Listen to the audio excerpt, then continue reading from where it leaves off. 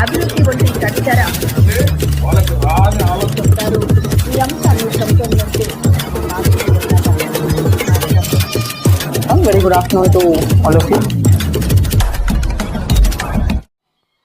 ఒక్క కంపెనీకే కాంట్రాక్టులు కట్టబెట్టాలని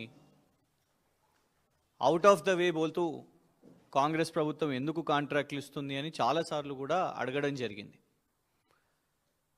ప్రత్యేకంగా గతంలో కూడా ఎన్నోసార్లు ఈ నెల్లూరుకు చెందిన కేఎల్ఎస్ఆర్ ఇన్ఫ్రాటెక్ సంస్థ ఏదైతే రేవంత్ రెడ్డి గారికి ఈ వాహనం, ఈ ల్యాండ్ క్రూజర్ వాహనం ఎవరైతే కేఎల్ఎస్ఆర్ ఇన్ఫ్రాటెక్ కంపెనీ బహుమతిగా గిఫ్ట్గా రేవంత్ రెడ్డి గారికి ఇచ్చిర్రో, గతంలో వారు ఎంపీగా కాంగ్రెస్ అధ్యక్షునిగా ఉన్నప్పుడు దీన్ని ఉపయోగించిర్రో, అప్పుడు కేఎల్ఎస్ఆర్ ఇన్ఫ్రాటెక్ పేరు మీదనే ఉండే. మేము పదే పదే దీన్ని ప్రశ్నించేసరికి దారిని వారి సోదరుడు అనుముల కొండలరెడ్డి గారి పేరుకు రిజిస్ట్రేషన్ చేయించుకున్నారు. నేను ఎన్నోసార్లు కూడా క్వశ్చన్ చేసినాం, మరి ఎందుకో సమాధానం చెప్పారు. ఒకటి కాదు, రెండు కాదు, రాష్ట్రం ఇంకా 2 సంవత్సరాల పాలన కూడా పూర్తి కాలేదు. రేపో మాపో ఎప్పుడో సంబరాలు చేసుకోవడానికి కూడా ఆడిటోరియంలు వెతుక్కుంటున్నారు. కానీ 2 సంవత్సరాల పూర్తి కాకముందే ఎన్ని కాంట్రాక్టులో చూడండి. New college of veterinary science at Kodangal 145 కోట్ల కాంట్రాక్టు కేఎల్ఎస్ఆర్ ఇన్ఫ్రాటెక్కి. పరిగి నుంచి వికారాబాద్కు రోడ్లు వేయడానికి 185 కోట్లు ఇదే కేఎల్ఎస్ఆర్ ఇన్ఫ్రాటెక్కి. బషీరాబాద్ టు మైలావర్ రోడ్ వికారాబాద్ జిల్లాలో 116 కోట్ల కాంట్రాక్టు కేఎల్ఎస్ఆర్ ఇన్ఫ్రాటెక్కి. లిఫ్ట్ ఇరిగేషన్ స్కీమ్ పాలేరులో, సూర్యాపేటలో కేఎల్ఎస్ఆర్ ఇన్ఫ్రాటెక్కే 191 కోట్లు. Rajiv Gandhi lift irrigation scheme సూర్యాపేటలో 319 కోట్లు కేఎల్ఎస్ఆర్ ఇన్ఫ్రాటెక్కే. రిమైనింగ్ వర్క్స్ ఆఫ్ పైప్లైన్స్ హెచ్ఎండబ్ల్యూఎస్లో కేఎల్ఎస్ఆర్ ఇన్ఫ్రాటెక్కే 168 కోట్లు. ఇలా ఇన్ని కోట్ల కాంట్రాక్ట్లు. లేటెస్ట్ రేవంత్ రెడ్డి గారి పెట్ ప్రాజెక్ట్ ఆయన వెబ్సైట్లో పెట్టుకున్నాడు. కేఎల్ఎస్ఆర్ ఇన్ఫ్రాటెక్ వెబ్సైట్లోకి వెళ్ళి తీసుకున్న స్క్రీన్ షాట్ ఇది. ఎందుకంటే ఇప్పటి వరకు అవార్డు అయిందా లేదా బయటకైతే చెప్తలేరు, కానీ ఆయన పెట్టుకున్నట్టు young India integrated schools, young India integrated residential schools నిర్మాణం కాంట్రాక్టులు కూడా ఇదే కేఎల్ఎస్ఆర్ అనే కంపెనీకి ఇస్తున్నట్టు వాళ్ళు వెబ్సైట్లో పెట్టుకున్నారు. సరే, కాంట్రాక్టులు సర్వసాధారణంగా వస్తాయి. ఇవి మేము సూర్యాపేట్కి, కోదాడికి, సంగారెడ్డికి రాసిన ఆర్టీఐ ప్రశ్నలు. ఈ కేఎల్ఎస్ఆర్ ఇన్ఫ్రాటెక్ కంపెనీకి మీరు ఇచ్చిరు కదా, వాళ్ళ ఆర్థిక లావాదేవీల సంగతి ఏంటిది, వాళ్ళ ఫైనాన్షియల్ స్టెబిలిటీ ఏంటిది, వాళ్లకు ఏ బేసిస్కి ఇచ్చిండ్రు మీరు, ఈ కంపెనీ ఏమైనా దివాలా తీసిందా, ఇన్సాల్వెన్సీ కేసు ఏమైనా నడుస్తుందా అని మేము ఆర్టీఐ ద్వారా పలానా అధికారులను, roads and buildings department, irrigation department వాళ్ళను అడగడం జరిగింది.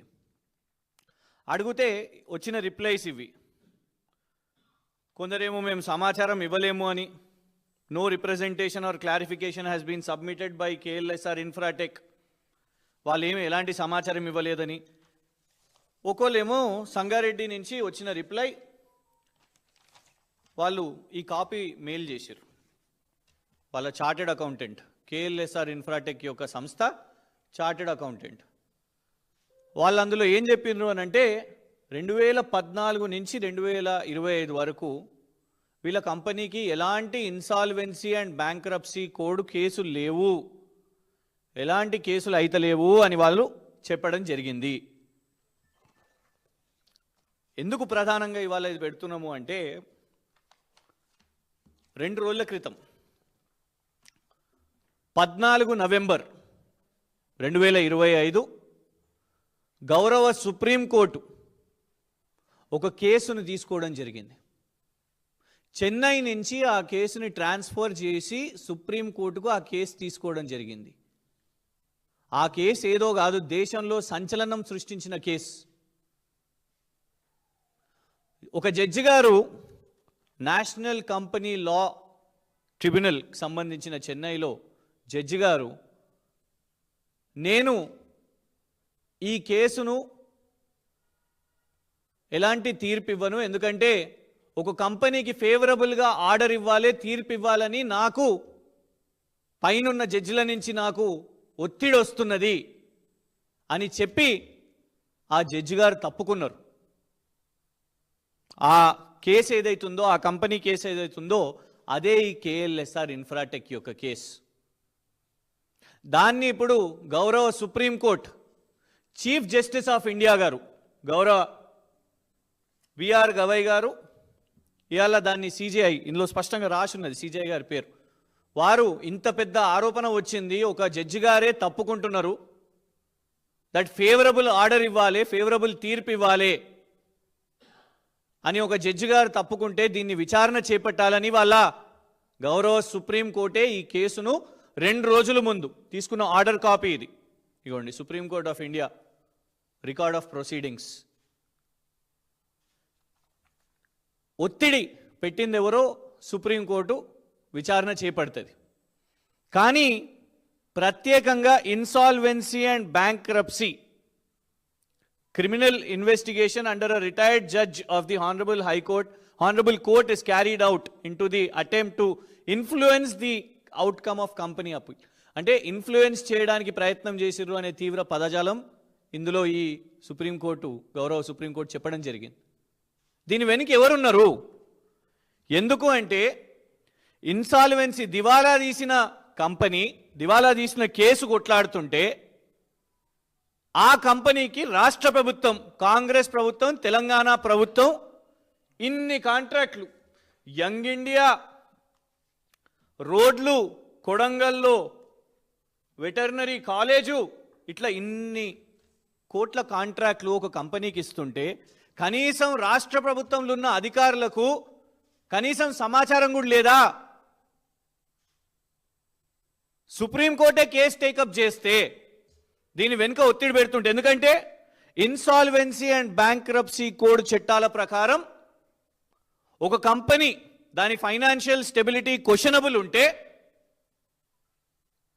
వాళ్లకు రాష్ట్ర ప్రభుత్వాలు ఎలాంటి ప్రభుత్వ టెండర్లు, కాంట్రాక్ట్లు ఇవ్వద్దు. వాళ్ళు ఒకవేళ టెండర్ బిడ్ చేసినా కూడా వాళ్ళను పక్కన పెట్టి వాళ్ళకంటే లోయెస్ట్ టెండర్, ఎందుకంటే అందుకే పదం కూడా లేమని ఉన్నది, సస్పెండెడ్ డైరెక్టర్. కేఎల్ఎస్ఆర్ యొక్క పేరు పెట్టి సస్పెండెడ్ డైరెక్టర్ అని ఉన్నది. ఎందుకు సస్పెండెడ్ డైరెక్టర్ అని వాడతారు? ఎందుకంటే ఇన్సాల్వెన్సీ కేసు నడుస్తున్నప్పుడు దాని యొక్క బిజినెస్ ట్రాన్సాక్షన్స్, దాని యొక్క కాంట్రాక్ట్స్ సస్పెండెడ్ ఉండాలి కాబట్టే దానికి సంబంధించిన డైరెక్టర్ని సస్పెండెడ్ డైరెక్టర్ అని పెట్టినరు. మరి ఎందుకు రాష్ట్ర ప్రభుత్వంలో ఉన్న ముఖ్యమంత్రి గారికి ఈ కేఎల్ఎస్ఆర్ ఇన్ఫ్రాటెక్ మీద గింత ప్రేమ ఎందుకు? గిందుకేనా? జనరలీ ఒక కంపెనీ పేరు మీద ఎందుకు ఉంటుంది? వాళ్ళకి ఆ కంపెనీ ఉంటే ఆ కంపెనీ పేరు మీద కార్ రిజిస్టర్ చేసుకుంటారు. మరి కేఎల్ఎస్ఆర్ ఇన్ఫ్రాటెక్ యొక్క కంపెనీ పేరు మీద కారే కాదు, గతంలో ఈడీ రేడ్స్ కూడా ఈ కంపెనీ మీద అయినప్పుడు ఈడీ కూడా రేవంత్ రెడ్డి గారి బినామీ కంపెనీ ఇది అని ఈడీ పేర్కొన్నది, ఈడీ ప్రెస్ రిలీజ్లు చేసింది. మరి వాళ్ళ ఎందుకో ఈడీ దీని మీద విచారణ చేపడతలేదు? ఎందుకు కేంద్ర ప్రభుత్వము దీని మీద విచారణ చేపడతలేదు? ఇలా చాలా స్పష్టంగా ఉన్నది. సుప్రీంకోర్టే ఇవాళ కేసు టేకప్ చేసి దాంట్లో ప్రశాంత్ భూషణ్ గారు, ఆపోజిట్ సైడ్ ఎవరైతున్నారో ఈ కేసు, చాలా ప్రముఖ న్యాయవాది, దేశంలో టాప్ 10 అడ్వకేట్స్లో ఎవరైతున్నారో ప్రశాంత్ భూషణ్ గారు ఈ కంపెనీకి అగేన్స్ట్గా, ఈ కేఎల్ఎస్ఆర్ ఇన్ఫ్రాటెక్ కంపెనీకి అగేన్స్ట్గా ఈరోజు వారు సుప్రీంకోర్టులో ఈ కేసు కొట్లాడుతున్నారు.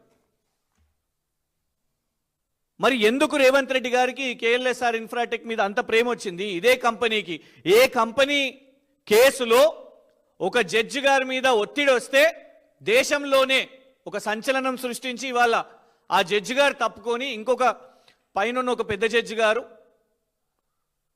నా మీద ఒత్తిడి పెట్టినరు, ఫేవరబుల్ ఆర్డర్ ఇవ్వాలి, మెసేజెస్ కూడా ఉన్నాయని ఇవాళ సుప్రీంకోర్టులో ఆ విచారణ జరుగుతుంటే దాని వెనుక ముఖ్యమంత్రి రేవంత్ రెడ్డి గారు ఉన్నారా అని మాకు స్పష్టంగా అర్థమవుతున్నది.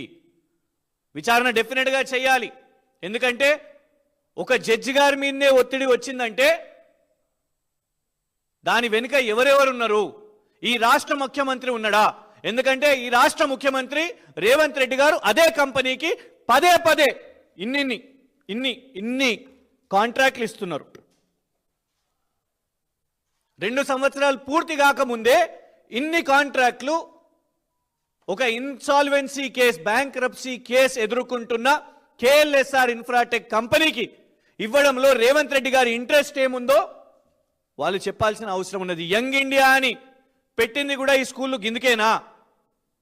ఒకవైపు గురుకుల పాఠశాలల్లో కనీస సౌకర్యాలు కూడా అందించినటువంటి అబ్సల్యూట్ ఫెయిలియర్ అవుతున్న రేవంత్ రెడ్డి గారి ప్రభుత్వం, పిల్లలు రోడ్ల మీదకి వస్తున్నారు, సరైన భోజనం లేదు, గుడ్డు కూడా గాయమైపోయింది, ఉన్న గుడ్డు కూడా పెట్టలేని పరిస్థితి. రోడ్ల మీదకి వస్తుంటే పోలీసులను మఫ్తీలో పంపించి ఆ విద్యార్థినులను అరెస్ట్ చేస్తున్న పరిస్థితి. కానీ గురుకుల పాఠశాలలను పక్కన పెట్టేసి కేఎల్ఎస్ఆర్ ఇన్ఫ్రాటెక్కి కాంట్రాక్ట్లు రావడానికి కోసం యంగ్ ఇండియా స్కూళ్ళని వాళ్ళ టేకప్ చేసిర్రు. ఇలాంటి కాంట్రాక్ట్లు, ఫేవరబుల్ కాంట్రాక్ట్స్ మీద డెఫినెట్గా మళ్ళొకసారి కూడా అడుగుతున్నాం. ఎప్పుడు తప్పించుకుంటున్నారు? ఆ కంపెనీ వాళ్ళకు కూడా చెప్తున్నాం, సమాధానం చెప్పండి, ఫోన్లు చేసి బెదిరింపులు కాదు. దమ్ముంటే ఎందుకు ఇన్సాల్వెన్సీ అండ్ బ్యాంక్రప్సీ కోడ్ ఇవాళ ఆ కేసు ఫైట్ చేస్తున్నా కూడా మీకు ఎందుకు రాష్ట్ర ప్రభుత్వం కాంట్రాక్ట్లు ఇస్తున్నది, రాష్ట్ర ప్రభుత్వం తరఫు నుంచి ఎవరు వచ్చి సమాధానం చెప్తారు అనేది వాళ్ళ స్పష్టంగా సమాధానం చెప్పాలి. దీని విషయం మీద గతంలో కూడా ప్రశ్నించినాం, ఇప్పుడు కూడా ప్రశ్నిస్తాం. కానీ వాళ్ళకు మాకేం ఫరక్ పడదు అన్నట్టు మేము కాంట్రాక్ట్లు ఇస్తూనే ఉంటాం, ప్రేమ చూపిస్తూనే ఉంటాం అని ప్రేమ పొంగి పొర్లుతున్నది. రేపు ఒకవేళ సుప్రీంకోర్టు కేసులో ఆ కంపెనీకి ఖచ్చితంగా, ఎందుకంటే చాలా సీరియస్ అలిగేషన్, అది చిన్న అలిగేషన్ కాదు, ఒక జడ్జి గారే డైరెక్ట్గా మొబైల్ ఫోన్లో వచ్చిన మెసేజ్ చూపెట్టబట్టే మరి సుప్రీంకోర్టు ఆ మెసేజెస్ని చూసి అవన్నీ విచారణ చేపట్టిన తర్వాత, ఎందుకంటే ఆపోజిట్ కొట్లాడుతున్నది కూడా సీనియర్ న్యాయవాది ప్రశాంత్ భూషణ్ గారు, మరి అప్పటికైనా ఈ ప్రభుత్వం నిద్రలేసి ఈ కాంట్రాక్ట్లను రద్దు చేస్తుందా, లేదు అప్పటి వరకు ఇట్లనే ఇంకా కట్టబెడుతూ ఉంటుందా? ఒక కంపెనీ దాని ఫైనాన్షియల్ పొజిషన్ వీక్ ఉన్నప్పుడు ఇలాంటి కాంట్రాక్ట్లు ఇవ్వడం అంటే ఐఎన్బిసి కోడ్ ప్రకారం దాన్ని సపోర్ట్ చేయడం అన్నట్టే. దాని ఫైనాన్షియల్ క్రైసిస్లో రాష్ట్ర ప్రభుత్వం దాన్ని హెల్ప్ చేస్తున్నట్టు. ఎందుకు హెల్ప్ చేస్తున్నది మరి రేవంత్ రెడ్డి గారి ప్రభుత్వం? ఏం కారణం వల్ల? ఇవాళ దీని మీద దాటి వేస్తున్న రేవంత్ రెడ్డి గారి ప్రభుత్వం. అందుకే పదే పదే ఎప్పుడెప్పుడు దానికి కాంట్రాక్ట్స్ వస్తున్నాయో ఇక్కడ ఉన్న ప్రధాన ప్రతిపక్షంగా మేము దీన్ని ట్రాక్ చేస్తున్నాము. డెఫినెట్గా కూడా దీన్ని క్వశ్చన్ చేస్తూనే ఉంటాం. ఇంకొకటి, రేవంత్ రెడ్డి గారు నిన్న రామోజీ ఫిలిం సిటీ ఎక్సలెన్స్ అవార్డ్స్లో మాట్లాడుతూ రవీంద్ర భారతిలో అవార్డ్స్ విషయం మీద ఉద్దేశిస్తూ మాట్లాడడం, చంద్రబాబు నాయుడు గారు ఏదైతే చెప్పినో ఈ అవార్డు అనేది ఒక గొప్ప గౌరవంగా భవిష్యత్తులో ఇది రాణిస్తుంది అని నేను కూడా వారితో ఏకీభవిస్తున్నా. రామోజీ ఎక్సలెన్స్ అవార్డు అనేది ఆషామాషిగానో లేకపోతే రవీంద్ర భారతిలో చప్పట్లు దుప్పట్లతోని ఏర్పాటు చేసే ఆర్టిఫిషియల్ అవార్డు కాదు అని నేను సంపూర్ణంగా విశ్వసిస్తున్నా. మీకు రామోజీ ఫిలిం సిటీలో చంద్రబాబు నాయుడు గారిని ప్రేస్ చేయాలనుకుంటే, లేకుంటే వారి అప్రిషియేషన్ కావాలనుకుంటే వారి గురించి గొప్ప మాట్లాడండి, నో ప్రాబ్లం. రామోజీ గారి గురించి కూడా గొప్పలు మాట్లాడండి, నో ప్రాబ్లం. కానీ రవీంద్ర భారతిలో ఇచ్చే అవార్డ్స్ గురించి తప్పుగా మాట్లాడడం ఎంతవరకు కరెక్టు? మీ ఉపన్యాసాల్లో ఏ విధంగా అహంకారం వస్తుందో, మైకు పడితే చాలు ఏం మాట్లాడతారో అనేది ఉన్నది వాళ్ళ. అదే రవీంద్ర భారతిలో ఉత్తమ ఉపాధ్యాయుల అవార్డులు ఇస్తారు, ఉత్తమ ఉద్యోగులకు అక్కడనే అవార్డులు ఇస్తారు. ఏప్రిల్ 14న బాబాసాహెబ్ అంబేద్కర్ జయంతిన దళిత రత్న అవార్డులు ఇస్తారు. ఇలా ఎన్నో ఉగాది పురస్కారాలు, రకరకాల అవార్డ్స్ అదే రవీంద్ర భారతిలో ఇస్తారు. కాళోజీ నారాయణ గారి అవార్డు కూడా అక్కడనే ఇస్తారు, లిటరేచర్ అవార్డు కూడా అక్కడనే ఇస్తారు. ఇలా అవన్నీ అవార్డులను మీరు ఆర్టిఫిషియల్ అవార్డ్స్ అంటున్నారా? ఉత్తమ ఉపాధ్యాయులు, ఉత్తమ ఉద్యోగులు, సాహిత్య అవార్డులు, వీటన్నిటిని మీరు చిన్న చూపు చూస్తూ అవి ఆర్టిఫిషియల్ అవార్డ్స్, కేవలం ఈ ఒక్క ఎక్సలెన్స్ అవార్డే చాలా గొప్ప అవార్డు అని మీరు మాట్లాడడం ఒక ముఖ్యమంత్రిగా ఇది కరెక్ట్ కాదు. దీన్ని తీవ్రంగా ఖండిస్తున్నాం. Thank you.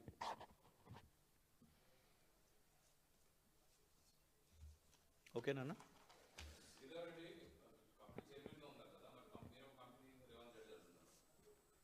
మేం కాదు అన్నది, ఈడీ అన్నది. ఈడీఏ ప్రెస్ రిలీజ్ చేసినప్పుడు మీరు ఏ న్యూస్ పేపర్ తీసుకున్నా బినామీ అని అన్నది. వాస్తవమే, శ్రీధర్ రెడ్డి గారు దాని చైర్మన్, వారు ఎందుకో ముందుకు వచ్చి సమాధానం చెప్పరు, బెదిరించే ప్రయత్నం చేస్తారు. కానీ మేమనేది ఏంటంటే, ఎందుకు అంత ఫేవరెటిజం? కాంట్రాక్ట్లు ఇస్తున్నది అయితే ప్రభుత్వం కదా, రాష్ట్ర ప్రభుత్వం. ఆయన అక్కడ కేసుని ఎదుర్కొంటున్నా మరి ఇక్కడ ఎందుకు కాంట్రాక్ట్లు వస్తున్నాయి? ఈ వాహనము ఇచ్చింది కేఎల్ఎస్ఆర్ ఇన్ఫ్రాటెక్ కాదా? ఏంది సంబంధం? బినామీ అనే పేరు పెట్టింది మేం కాదు, ఈడీ బినామీ అని పేరు పెట్టింది.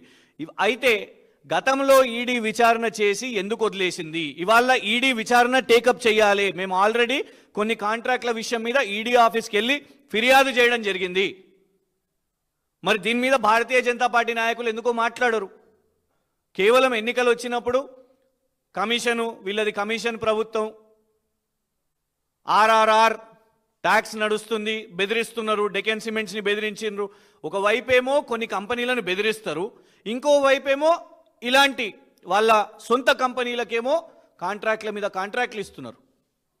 సో అందుకే ఏం సంబంధం ఉందో రేవంత్ రెడ్డి గారు చెప్పాలి దీని మీద.